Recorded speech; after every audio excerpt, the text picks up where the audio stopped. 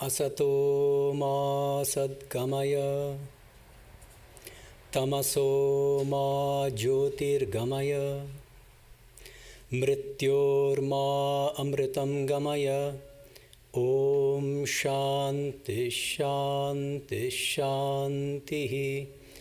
Om, lead us from the transient to the eternal. Lead us from darkness to light. Lead us from death to immortality. Om, peace, peace, peace. Good morning, everyone. Good morning. It's a lovely sunny Sunday. In our tradition, the Ramakrishna order, there are two kinds of monks in Western centers outside of India. One kind of monk wears their ochre cloths, their ochre robes, only within the ashrama. And the moment they set foot out, like they have to go to a store, they wear normal clothes that most of you are wearing. And there's another kind of monk who's loud and proud, and they wear their gerua, the ochre robes, everywhere. I walk to the gym in this clothes. So I belong to the latter category. So does Sumanasanji and Mahayogananji. I know that. It's fun. That's one of the reasons I do it. Partly because of what's there to hide. I'm a monk, and what's the problem with that? But it's fun. You walk on the street, and you look at people's faces, and it sparks really interesting conversations. Lots of interesting questions. Some often asked. So in different contexts, you get different kinds of questions. In India, I often got the question, Hare Krishna? And I would say, close, Ramakrishna. And my favorite, this happened 3 times, once in Germany, once in Berkeley, and more recently here in Hollywood, actually. And with this question, it's like asked in a very furtive way. So I've been asked this 3 times. Are you a Shaolin monk? I hope you know what Shaolin means, the Kung Fu monk, the martial artist. So I take that as a high compliment. All my gym is paying off, going to the gym. Anyway, another question I get very commonly is, are you a Buddhist monk? Why do we get that a lot? Because Buddhists are very open. They always wear their robes, and they're sort of similarly colored to our clothes, kind of purplish, but still. So they ask a lot. And so when they ask, am I a Buddhist monk? I say, no, I'm a monk in the tradition of Vedanta. Knowing full well that the vast majority of people who are asking this question will have no idea what Vedanta means. So then the next question often is, well, what's Vedanta? And then I take the easy way out. And I say, oh, it's a tradition within Hinduism. But that somehow feels unsatisfying to me. It's not wrong, but it's incomplete, and it can be a little misleading. They'll say, everybody wants to categorize you, So, now they can put you in this kind of sectarian Hindu box. So this whole talk, in a way, is kind of reflecting on what a better answer to this question is and would be. In fact, if I ask each of you, what is Vedanta, right? You come to this talk, to Vedanta Society, somebody asks you what you did on Sunday morning, you'll say, I went to the Vedanta Society. Then they'll ask you, what is Vedanta? I bet each one of you will give a different answer to the same question. So I want all of us to kind of reflect on this. What exactly does Vedanta mean? This is my answer. In a nutshell, Vedanta is a universal spiritual philosophy that empowers us and encourages us to discover that unique, individualized, custom-made religion hidden in the depths of our soul. It's a short answer, and it takes a lot of unpacking. So Vedanta is not one religion among others. It's what I would call a meta-religion. I don't want you to think that I'm going to be advertising for Facebook here. Mark Zuckerberg has popularized the term meta here by renaming Facebook Meta. It's not what I mean. I don't mean that Vedanta is a virtual religion, some kind of alternative reality. No. I mean meta in the sense of more fundamental. Vedanta is the spiritual, philosophical basis or foundation of all religions and all spiritual paths. In that sense, Swami Vivekananda, in an interview in London in 1895, he was asked what Vedanta is, and he says, "I propound a philosophy which can serve as a basis to every possible religious system in the world." That's what I mean by Vedanta as a meta-religion. And of course, it is grounded in the scriptures of Hinduism. Because what does Vedanta mean? Vedanta is comprised of two words, Veda plus Anta. The Vedas are the foundational Hindu scriptures. Anta means end or culmination. So Vedanta, in its original etymological sense, means the culmination of the Vedic scriptures, of the Vedas. What is the culmination of the Vedas? The Upanishads. So in the original sense, Vedanta just means the Upanishads. And Sri Ramakrishna, Swami Vivekananda, what they've done brilliantly and insightfully is to extract and to show us how the Upanishads themselves propound this universal spiritual philosophy that really empowers us to make our own religion. And I'll explain in what sense I mean that. So another way to put it, if we, instead of using the word meta, we can distinguish between higher order and lower order, or second order and first order.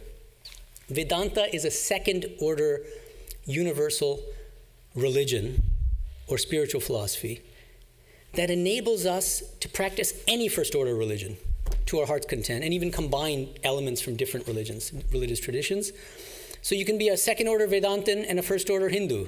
You can be a second order Vedantin and a first order Muslim. You can be a second order Vedantin and a first order Zoroastrian, and so on and so forth. Or you could be a hybrid, multiple religious belonger. That's a contemporary term now. You can belong to multiple religions at the same time. Vedanta will allow you to do that as well.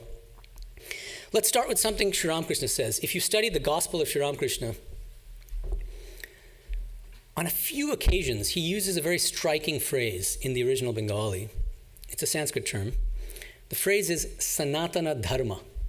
It's not a term used very frequently by him, but it's used in very, very important context in a few places.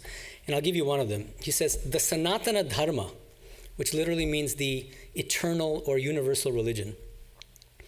The Sanatana Dharma, the religion of the rishis, has been in existence from time out of mind and will exist eternally. There exist in this Sanatana Dharma all forms of worship. Worship of God with form, and worship of the impersonal deity as well. It contains all paths, the path of knowledge, the path of devotion, and so on. Other forms of religion, the modern cults, will remain for a few days and then disappear. It's a very striking statement. And some people, some scholars, in fact, have made the mistake of thinking that he's voicing a kind of Hindu supremacism.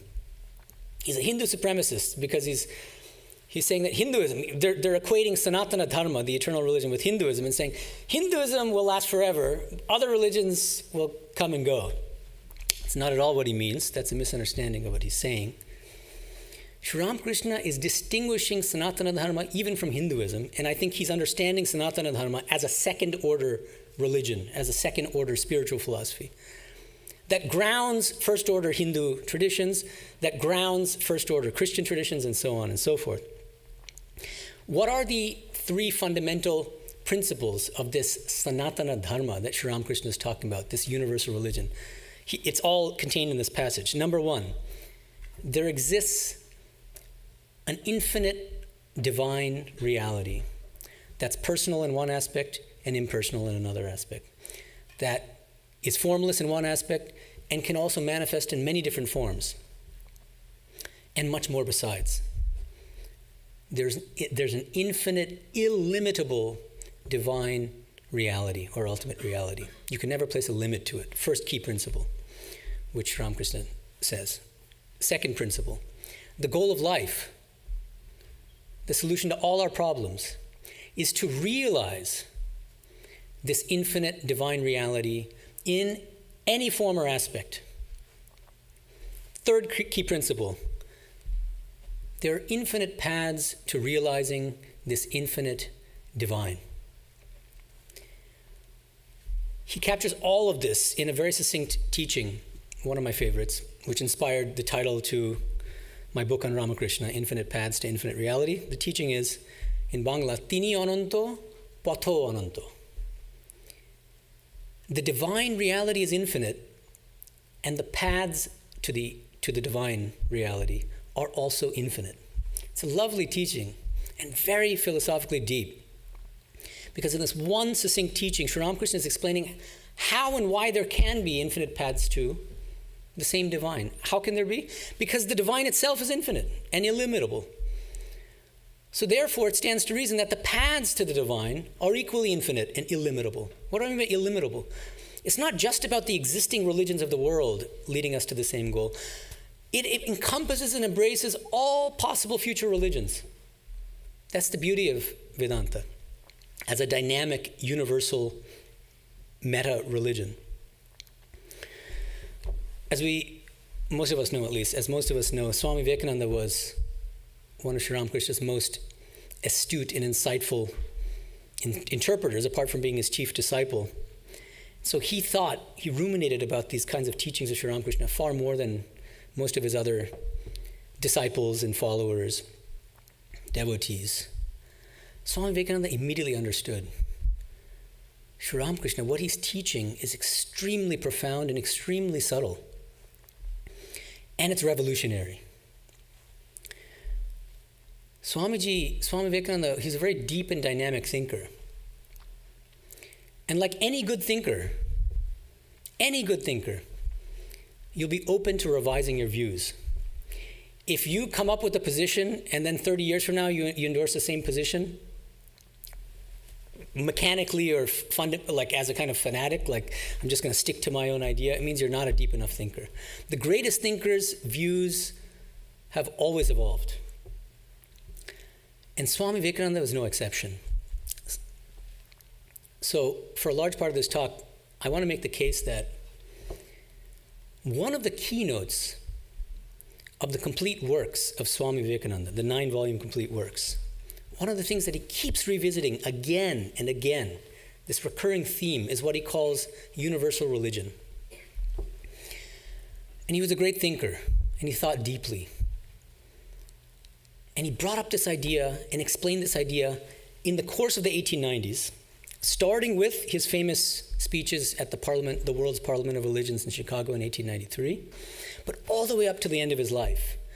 And my argument is, and I make the argument in great detail in chapter 3 of my book, Swami Vivekananda's Vedantic Cosmopolitanism, available in a bookstore near you. I think we sell it here, actually. What do I argue? That Swami Vivekananda's views on the universal religion, what Sri Ramakrishna calls Sanatana Dharma, they evolved in 3 phases in the course of the 1890s. As far as I'm aware, I'm the first to make this argument, and it was not easy to come up with the argument. Why? Because the complete works is not chronologically arranged, which makes it extremely difficult for anybody to study his lectures and his writings in chronological order. But thankfully, 2 gracious devotees in Portland, Carolyn Kenny and Terrence Honer. Am I right in thinking that these are the 2 names? I'm looking at you, Mahatma. I think it's Carolyn Kenny and Terrence Honer. I thank them here anyway. In the acknowledgements, they arranged in a kind of list, in a kind of Excel sheet, all of Swami Vivekananda's writings and lectures in chronological order, and that was invaluable to me in the course of my research. And here's what I found. Here are the findings. Let me explain to you the 3 main phases in Swamiji's thinking about what this universal religion, Vedanta as a meta-religion, really is. Before I do, one little disclaimer or caveat. The moment I say Swami Vivekananda's views evolved, some people might cringe. How can a realized soul's views evolve? I've gotten this before from devotees, monks. No. If you're a realized soul, you're speaking from realization. There can't be any evolution in those views. Just look at the gospel, for instance. Sri Ramakrishna himself says he broke his arm at one point. says, after my arm got broken, my views have changed. I'm starting to see God in the form of human beings now, and so on and so forth. His views evolved, let alone Swami Vivekananda's. And what did Sri Ramakrishna teach? As long as I live, so long do I learn. Javat Bansi Tavat Shiki. As long as I live, so long do I learn. If you're a genuine spiritual aspirant, you're going to have this attitude, and even realized souls will adopt the same attitude. So that's, as I said, a little disclaimer so that you don't pounce on me. Phase 1. Brief period of about 6-7 months. September 1893 to March 1894.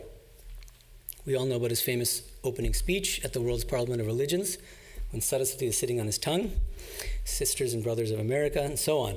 But a little bit less well known is the fact that a few days later, on September 19th, he gave a talk, a paper actually, he called it Paper on Hinduism.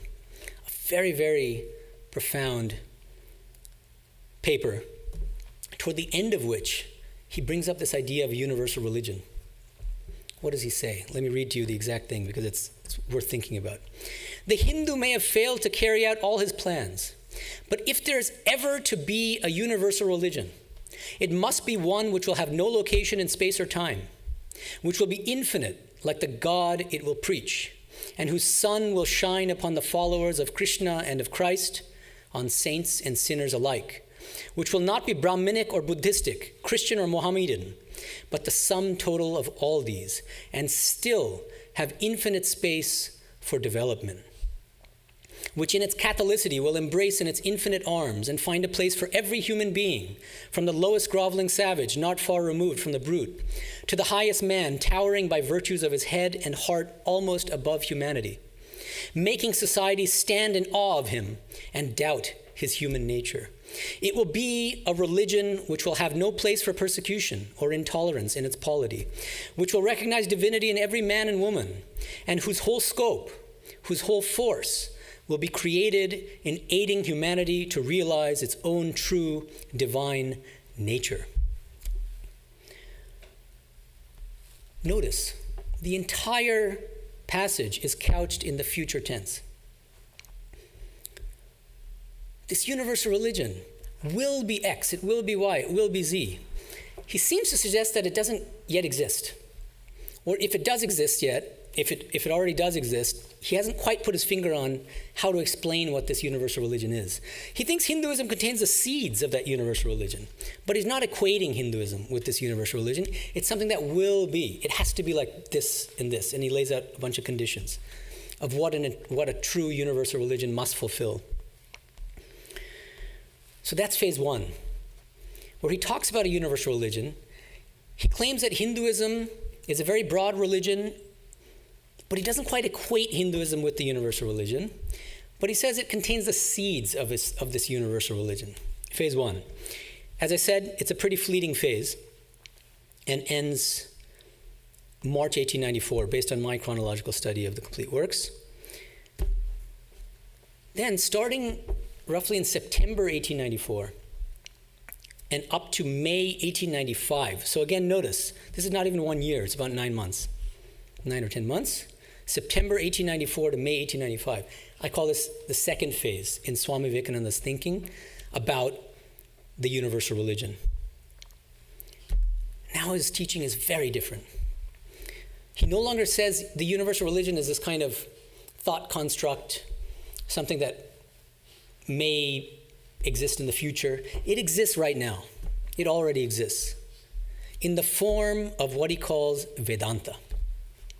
And for the rest of his life, he upholds this view that the universal religion already exists in the form of Vedanta, but there's a catch. What he means by Vedanta, how he explains Vedanta, further evolves in 2 phases. So in phase 2 and phase 3, he says the universal religion already exists. That universal religion is Vedanta. But in phase 2, he explains Vedanta in terms of 3 stages. Most of you can predict what these 3 stages are if you've studied some of Swamiji. What are the 3 stages? Dvaita, Vishishtadvaita, Advaita. dualism, qualified non-dualism, non-dualism. Let me give you an example. Remember, these are from texts taken from September 1894 to May 1895. One of the most striking examples. It's the last text I found in this phase 2 period, which articulates this view. The universal religion already exists in the form of Vedanta, and Vedanta has to be understood in terms of these 3 stages. It's in a letter to his disciple Alasingha Perumal, dated May 6th, 1895. He says the following: "Now I will tell you my discovery." Notice this, it's like a scientist saying eureka. Obviously his views have evolved. This is a discovery for him. "Now I will tell you my discovery. All of religion is contained in the Vedanta. That is, in the 3 stages of the Vedanta philosophy, the Dvaita, Vishishtadvaita, and Advaita. One comes after the other. These are the 3 stages of spiritual growth in man. Each one is necessary. This is the essential of religion. The Vedanta applied to the various ethnic customs and creeds of India is Hinduism. The first stage, that is Dvaita, applied to the ideas of the ethnic groups of Europe, is Christianity. As applied to the Semitic groups, Mohammedanism. The Advaita, as applied in its yoga perception form, I take that to mean Yogachara Buddhism, is Buddhism, etc. Now, by religion is meant the Vedanta. The applications must vary according to the different needs, surroundings, and other circumstances of different nations. Okay? Very important passage. As I said, May 1895. What's striking here is there's a clear hierarchy. He's explaining Vedanta in terms of 3 hierarchical stages, with dualism and qualified non-dualism as lower stages than the highest non-dualistic phase or stage. Which means what?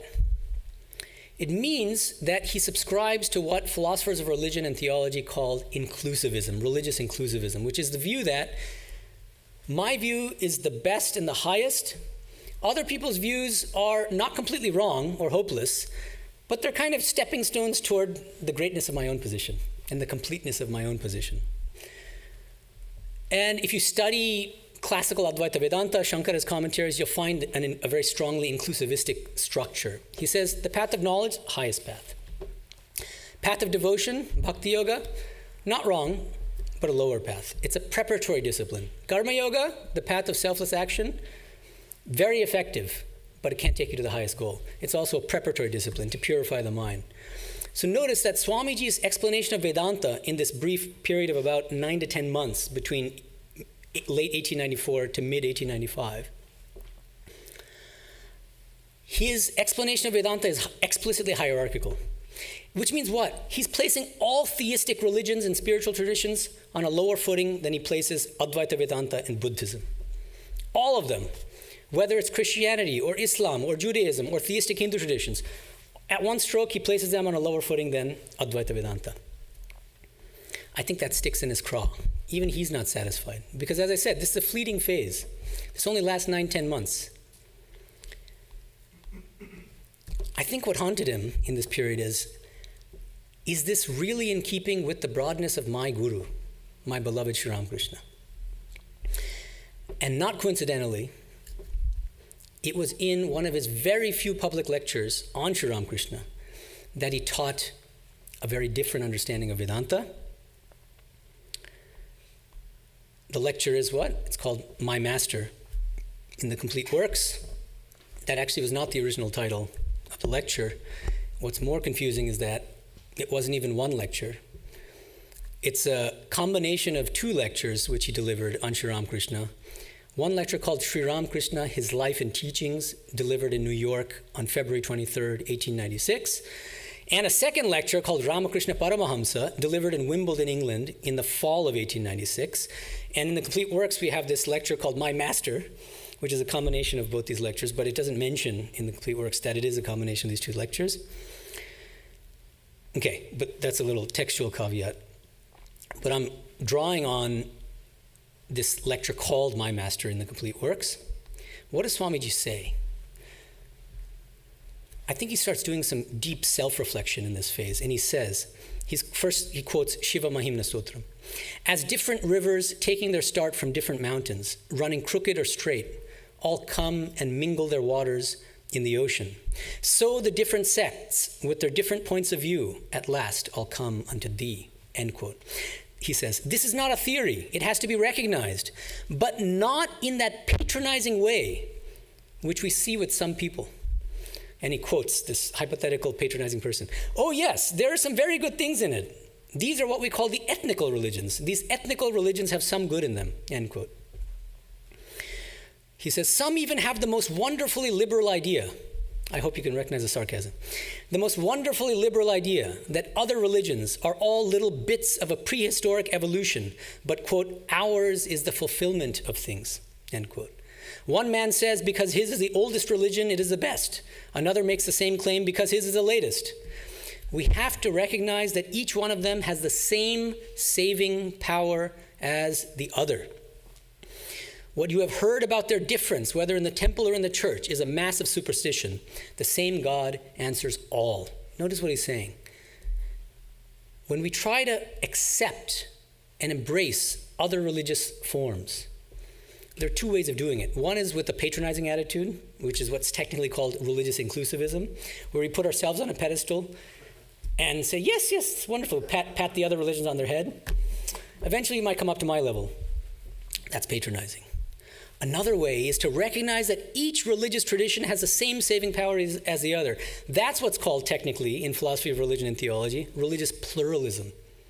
You're putting all the different religious traditions on an equal footing, rather than arranging them hierarchically, as Swami Vivekananda himself did in the second phase of his thinking, where he explains the harmony of religions. Yes, all religions lead to the same goal. How? Through these three hierarchical stages of dualism leading to qualified non-dualism, ultimately culminating in the highest standpoint of Advaita Vedanta. I think he, especially maybe in reflecting on this talk and preparing for the talk, I don't know if he even prepared, he was Swamiji, but anyway. But I think what he's doing partly in this talk is self-reflection and reflecting on his own exposition of Vedanta in that brief 9-10 month period from late 1894 to mid-1895. And that's part of the reason why he moves away from this hierarchical understanding of Vedanta as the universal religion, as a meta-religion, to a more liberal standpoint that comes closer to, arguably identical to, his master Sri Ramakrishna's position. I wanted to mention one more thing, just a little textual reference. If anyone's interested, Swami Tapasyanandaji, one of the great monks of our order, a former vice president, he wrote an important book called Bhakti Schools of Vedanta. And there's a wonderful, about 25-page introduction there. And there's a section with the provocative title, The Patronizing Attitude of Advaita Vedanta. That's him, not me. So, okay. So where he talks about the very thing I mentioned, which is that at the end of the day, no matter how liberal Advaita Vedanta is, it still ends up being hierarchical, inclusivistic in its structure. And that's arguably patronizing. Okay, so Swamiji, not content with the second phase, with explaining Vedanta in this hierarchical way, shifts into his mature position on Vedanta as a universal religion. What are the dates? As far as I can tell, late 1895, all the way up to the end of his life, up to his very last teaching. So this is it. This is his considered mature position, the phase 3 view. What does he say? Yes, Vedanta, this universal religion already exists in the form of Vedanta. But Vedanta, he doesn't explain Vedanta anymore in terms of these 3 stages. Dualism, qualified non-dualism, and non-dualism. Instead, he explains Vedanta in terms of the 4 yogas and eliminates any kind of hierarchy, which was so strongly present in the second phase of his thinking about Vedanta. So, let me give you some examples. He says in his lecture, The Sages of India, February 11th, 1897, Vedanta is already the existing universal religion in the world because it teaches principles and not persons. It teaches principles and not persons. Universal religion already exists. It's called Vedanta. What is Vedanta? Well, before I get to it, I want to remind you again. He first says, it's a meta-religion. It's the basis of all religions. I propound a philosophy which can serve as a basis to every possible religious system in the world. And in another lecture delivered in this period, May 14th, 1896, called The Methods and Purpose of Religion, he says the following. He gives a very succinct account of what he means by Vedanta in this mature third phase. The plan of Vedanta, therefore, is first, to lay down the principles. Second, he doesn't say second, but I'm giving you say. Second, map out for us the goal. And third, and then to teach us the method by which to arrive at the goal, to understand and realize religion. Again, these methods must be various, seeing that we are so various in our natures. The same method can scarcely be applied to any two of us in the same manner. We have idiosyncrasies in our minds, each one of us, so the method ought to be varied. Some you will find are very emotional in their nature. Some very philosophical, rational. Others cling to all sorts of ritualistic forms, want things which are concrete. If there were only one method to arrive at truth, it would be death for everyone else who is not similarly constituted. Therefore, the methods should be various. Vedanta understands that and wants to lay before the world different methods through which we can work. Take any path you like, follow any prophet you like, but have only that method which suits your own nature so that you will be sure to progress.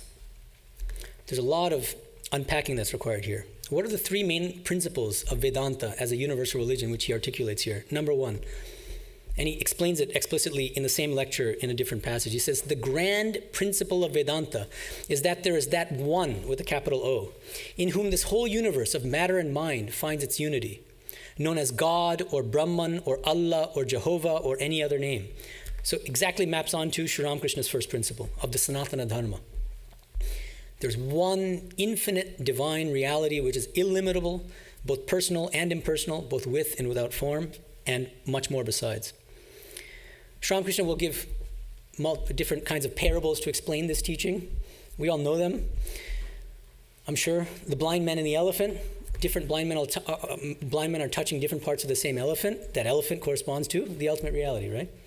And he's teaching, as an upholder of this Sanatana Dharma, this eternal universal religion, he's teaching that the ultimate reality is actually the whole elephant, which means that everybody's right. But nobody should limit God, limit the divine to just that aspect or form of the divine that they happen to worship or think about or like.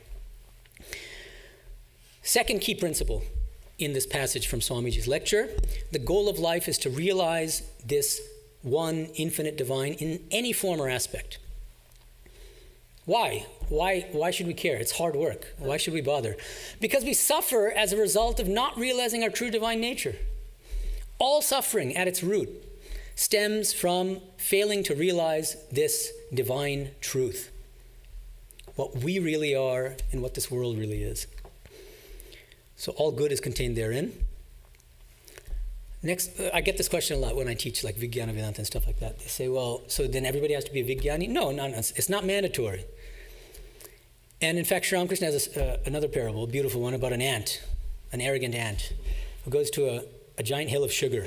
With great difficulty, takes one grain of that sugar, gets puffed up with pride, and says, next time I go back to that hill, I'll take the whole hill with me. Sri Ramakrishna laughs. So this is how some people think. I've understood the whole of God. I know everything there is to know about the ultimate reality. Impossible. Why? Because the ultimate reality is illimitable. You can't place a limit to God. So whatever you know of God, there's always something beyond your knowledge. That's the humble attitude. Third key principle. How do we reach this goal of realizing the infinite divine reality in any form or aspect? There isn't one method. That's the beauty of Vedanta. It's not a one-size-fits-all teaching. Any one of the 4 yogas can take us to the highest goal directly and with equal efficacy. That's the third key principle in this third mature period in Swami Vivekananda's thinking. He says, the grandest idea in the religion of Vedanta is that we may reach the same goal by different paths. And these paths I have generalized into 4, namely those of work, Karma Yoga, love, Bhakti Yoga, psychology, Raja Yoga, and knowledge, Jnana Yoga. It says it very explicitly here. Does that mean that this is exhaustive, that it's only these 4 yogas exist, these 4 methods exist? No. And he says in a number of places, like he says here, I've generalized the methods into these 4. There can be others, but these are the 4 main types of practice, method, that can take us to the highest goal. What's the idea?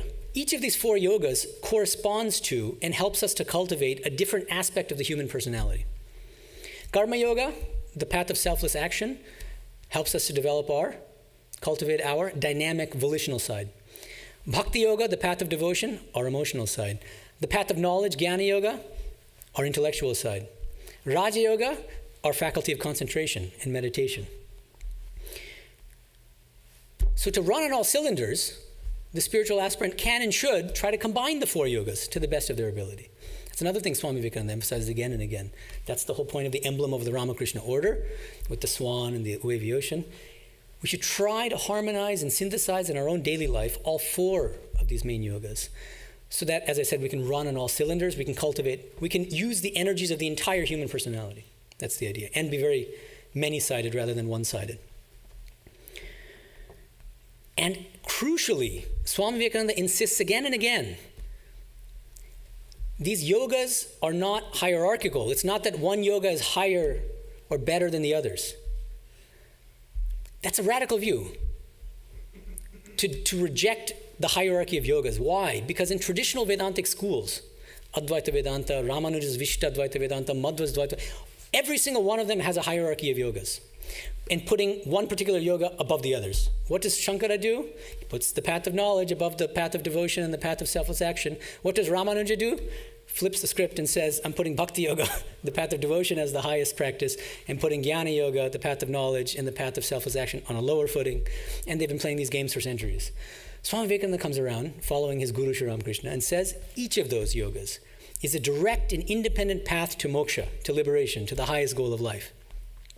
He says, each one of our yogas is fitted to make man perfect, even without the help of the others, because they have all the same goal in view. The yogas of work, of wisdom, and of devotion are all capable of serving as direct and independent means for the attainment of moksha.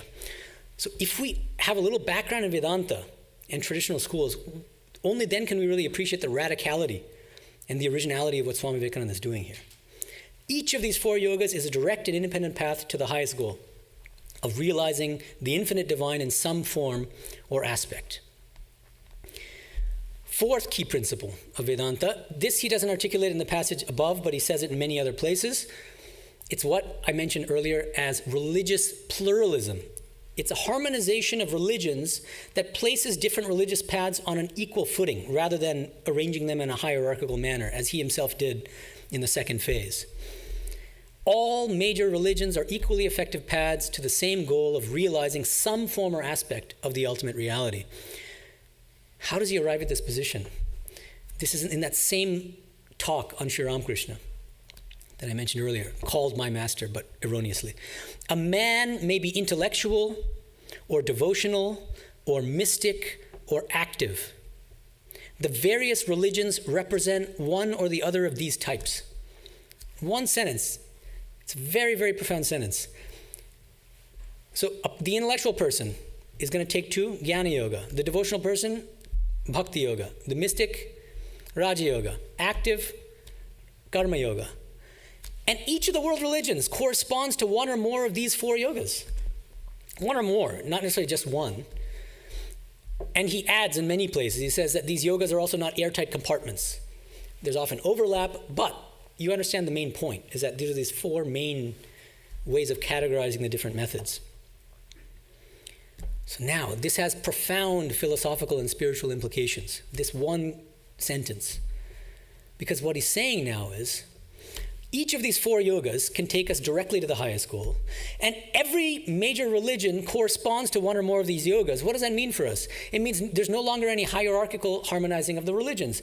Every world religion, therefore, becomes an equally effective path to realizing that same goal, attaining that same goal. There's no higher and lower anymore. Do you follow? Because each of the 4 yogas leads directly to the highest goal, and every world religion corresponds to one or more of these yogas, every world religion then is placed on an equal, non-hierarchical footing. It's extremely important. And he uses analogies like Sri Ramakrishna's, but of course Swami Vivekananda was very original, and so he used his own analogies on the spot. This is how, and this is, you'll all appreciate this. He gave this lecture called The Way to the Realization of a Universal Religion. Notice the term. Where was it delivered? At the Universalist Church in Pasadena, nearby, on January 28th, 1900. And as I said, he came up with the analogy on the fly because he's giving this talk in a church, a Universalist church. He says, take 4 photographs of this church from different corners, the one he was speaking in. How different they would look, and yet they would all represent this church. In the same way, we are all looking at truth from different standpoints, which vary according to our birth, education, surroundings, and so on. Notice that this is not hierarchical. Does it make any sense to say that taking a picture of the house from the front is more accurate than the one from the side or from the back? Absolutely not. It makes no sense. Just like the blind man and the elephant in Sri Ramakrishna's analogy, or the chameleon. The yellow chameleon is not somehow more real than, or more accurate than the red chameleon. No, they're all real.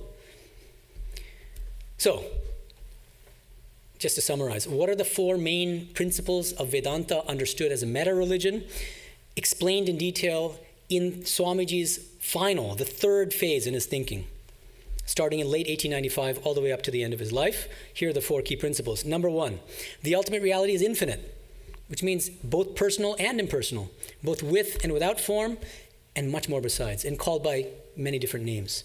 2nd key principle, the goal of life is to realize this ultimate reality in some form or aspect, not necessarily the whole of it. 3rd key principle, there are infinite methods for attaining this goal. And those methods can be generalized into the 4 main yogas. And 4th, and the other key part of this 3rd principle is, and these yogas are not hierarchical, which means any of these yogas is equally equipped to take us to the highest goal. And 4th key principle is what's called religious pluralism. Since every religion corresponds to one or more of these 4 yogas, every religion is an equally effective path to realizing the highest, or attaining the highest goal of life, which is realization of the infinite reality. Okay, so there's a lot of philosophy here. Your heads might be spinning. Very abstract. And you might ask, well, what's the payoff for us as struggling spiritual aspirants? So here it is. For the rest of my talk, I'm going to try to explain this. What's the practical payoff of what I've just explained for about 45 minutes?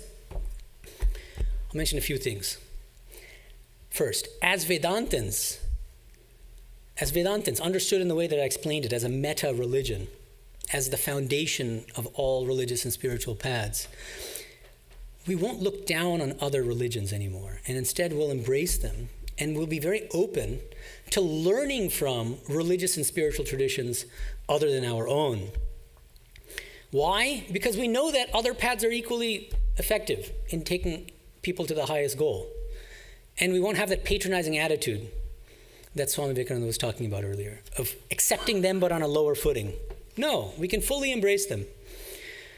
That's the beauty of, within Hinduism, there's this beautiful concept of Ishta Devata.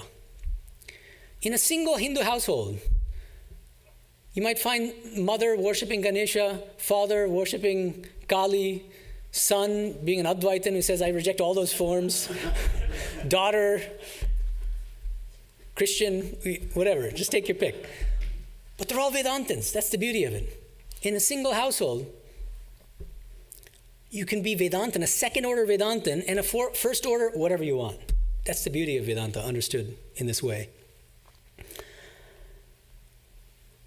Even in Sri Ramakrishna's time, what's sad is that even within Hinduism, which is such a broad religion, it's supposed to be a very broad religion, there's a lot of bickering and infighting. And so in Sri Ramakrishna's time, Vaishnavas would often look down on the Shaktas, those who worship Kali. And vice versa. The Shaktas would look down on the Vaishnavas. Advaita Vedantas would look down on everyone.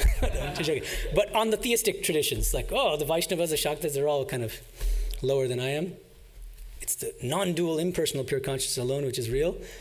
Brahma Samaj, a new movement that came up in Sri Ramakrishna's time, they'll say, no, all of you are wrong. Anyone who believes in forms of God. The truth is the formless but personal God.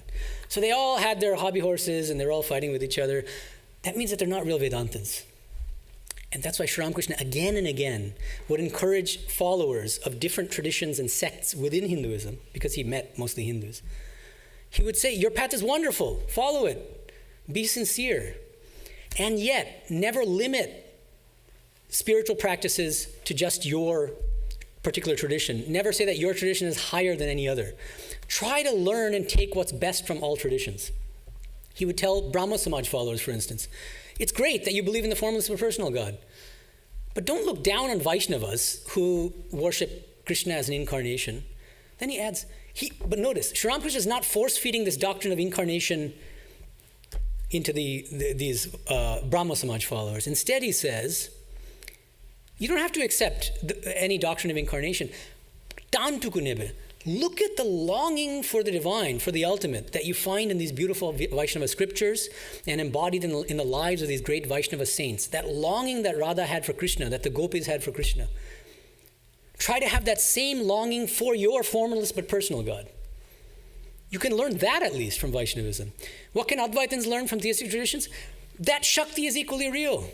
Don't dismiss Shakti as a lower reality. The personal God is also real. The infinite can never be limited to just the impersonal aspect. It's impersonal, personal, and so on and so forth. But there's an even more radical implication of understanding Vedanta as a meta-religion based on the 4 yogas in Swamiji's sense. We don't have to stop at just religious pluralism. We can become full-blown religious cosmopolitans. What do I mean by that? Accepting Vedanta as a meta-religion enables us, empowers us to custom build our own religion. Swami Vivekananda says, no man is born to any religion. He has a religion in his own soul. This is another one of these aphoristic bombs that he would sometimes drop. Religion, we're used to thinking of religions as these static, fixed entities. There's Hinduism, there's Christianity, there's Islam, and we're born into one of them. Whatever we find ourselves, if I'm born in a Hindu house, I'm Hindu. If I'm born in a Christian family, I'm Christian. No. The spiritual truth is, each one of us has a unique, individualized religion in the depths of our soul. And a fundamental part of spiritual practice, ideally in the early phase, is discovering what is that unique, individual, custom-made religion designed just for us, that suits our unique temperament, our strengths, and our weaknesses. Seen from that standpoint, all the existing religions can be seen as resources rather than as kind of these static entities or something that limits our way of thinking about spiritual and religious practice. They're resources that can help us to discover that unique, individualized religion in the depths of our soul. Let me give you an analogy, because again, I have a tendency to become abstract as a philosopher. Legos, we all love Legos. Every religion, imagine, is a marvelous Lego structure, a structure made up of many different Lego bricks in different forms. There's the Hindu Lego temple, there's the Muslim Lego mosque, there's the Christian Lego church, there's the Buddhist Lego temple. What does Vedanta, understood as meta-religion, empower us to do? To have fun in spiritual life and be like a kid again, a spiritual kid. It encourages us, while remaining in a particular structure, Lego structure, we can be architects. We're encouraged to. And we can say, I love 90% of the structure, but I don't like the spire here. So you remove those Lego bricks. But I love that window from that other structure. Let me take those Lego bricks and put them on my own. And it becomes this beautiful, ultimately, you can, as I said, custom build your own Lego structure, your own individualized religion, by drawing freely on other religious and spiritual traditions, taking aspects, the best aspects, in your view, of these different religious traditions. And then you end up with this wonderfully unique, marvelous structure of your own. That's the religion in the depths of your soul. You weren't born into that. There's going to be one home tradition, which is your main structure. But you can freely modify it. You can take Lego bricks from other structures and add them to your own, and so on and so forth. I hope you're getting the idea here. I don't want to belabor the analogy. Swamiji says, every religion has what he calls a unique soul. And he defines soul here as a particular excellence. So he gives some examples. The soul of Islam is universal brotherhood. The soul of Hinduism, God realization. The soul of Christianity, purification of mind through social service. You can argue with or quibble about what the soul of each religion is. That doesn't matter. You decide for yourself. What is the soul of each religion? But I wanted to mention another remarkable thinker from the 20th century named Fritjof Schuon. Schuon, in his book, The Transcendent Unity of Religions, he says something really wonderful, which is very much in keeping with my whole explanation of Vedanta as a meta-religion. He says, every religious form is superior to the others in a particular respect. Every religious form is superior to the others in a particular respect. Every religious and spiritual tradition says something or does something in a way that's utterly unique and that gets something just more right somehow, or resonates more deeply than any other tradition does.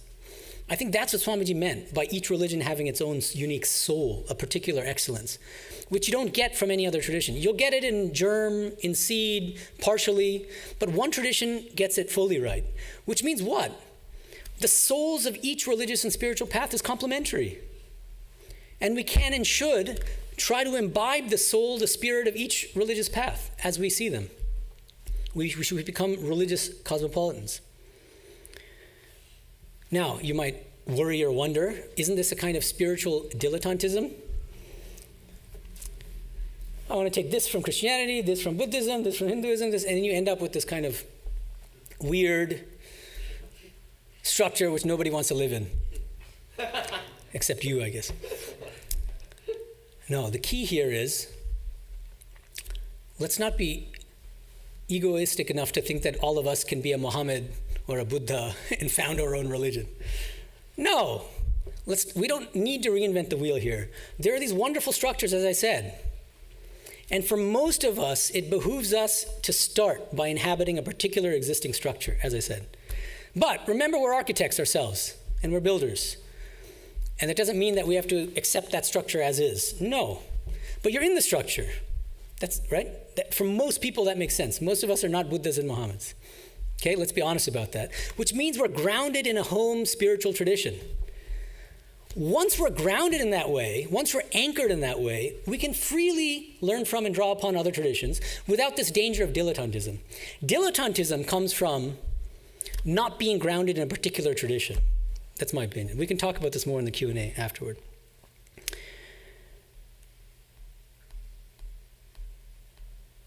Another thing that Swamiji says in this regard, another one of these extraordinary, very, very profound statements. He says, this is from his lecture, The Ideal of a Universal Religion. Notice it's all in the context of a universal religion. He says, no sooner does a religion start than it breaks into pieces.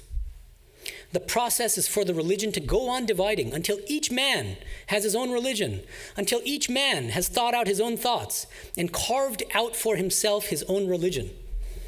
Amazing, amazingly modern, prescient, profound. Most of us think, we lament the fact that our religion divides into different sects. Shankara, in fact, in his commentary on the Brahma Sutra, when he talks about Buddha, he says Buddha was either crazy or he was malicious. Because within centuries, his teaching spawned multiple different conflicting sects within Buddhism. There's the Yogacara, there's the Madhyamaka, Shunyavada, there's the Theravada. So either he was confused or confusing or crazy. No, instead of looking at this phenomenon, which is universal, all religions eventually split into sects. Ours is not going to be an exception. Swamiji embraces this fact, and he says the beauty of a religious tradition splitting into different sects is that the more sects there are within a particular religion, the more likely it is that we'll find the one that ideally, uniquely suits our nature, our individual temperament. And so he draws a very radical conclusion from that. The ideal then is every single one of us will have his or her own sect. That is that religion in the depths of our soul. And exposing ourselves to and learning from religious and spiritual traditions other than our own is the best way to discover that unique, individualized, custom-made religion And I want to make just 2 more points quickly here. This idea of being spiritual but not religious is all the rage now. Many people identify as spiritual but not religious. I want to give a different take on this from the standpoint of Vedanta as a meta-religion. I think what Vedanta says is, that's fine, but even better if you can be spiritual but also religious. SBAR, if you want, S-B-A-R instead of S-B-N-R. SBAR. I'm spiritual, but I'm also religious. What do I mean? I think part of the impulse behind identifying as SBNR, spiritual but not religious, is religion is identified with all that's kind of bad. Religious fundamentalism, dogmatism, blind faith, stupidity, callousness, and so on. And spiritual, everything that's good in spiritual life. But is that really fair? So what I want to suggest is that Vedanta, from a Vedantic standpoint, we get a much deeper and I think more accurate understanding of what religion really means. What does religion mean? Let's parse the etymology here from Latin. Again. Ligio, ligament, binding. Religion is any spiritual technology or method that reconnects us, rebinds us with the ultimate. How is that not spiritual? So if you understand religion in that sense, what's the closest Sanskrit word to that? You can all, I'm sure. Yoga. Because that's the purpose of every yoga. Yoga means binding. Every yoga reconnects the soul with the ultimate, with the divine. And finally, one of my favorite explanations of Swamiji's of the practical consequences of thinking about Vedanta as a meta-religion, as the spiritual basis of all spiritual traditions, he says the following, another one of his aphoristic bombs. The Vedanta is the rationale of all religions. Without the Vedanta, every religion is superstition. With it, everything becomes religion. It's a wonderful statement. Without the Vedanta, every religion is superstition. What does he mean? If we don't have that Vedantic background basis, what happens? Whether we're a Christian or a Muslim or a Hindu or whatever, what happens? Often what happens is we get caught up in the non-essentials. We do things just for their own sake, mechanically, some kind of rituals. We become very fanatical often, looking down on adherents of other traditions, without any deep understanding of what the spiritual principles of our own religious tradition are.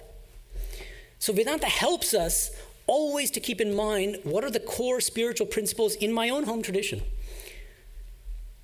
That's, I think, what he means by without Vedanta, every religion is superstition. What does he mean by with Vedanta, everything becomes religion? This is wonderful. Sister Nivedita, one of Swamiji's most astute interpreters, one of his great disciples, in her introduction to the complete works, she says, what Swamiji really taught, henceforth, no distinction between sacred and secular. No distinction between sacred and secular. Every moment of our life is an opportunity for spiritual practice. I think that's what he meant. With Vedanta, everything becomes religion. Raising your kids, it's also a yoga. There's a yoga of child rearing.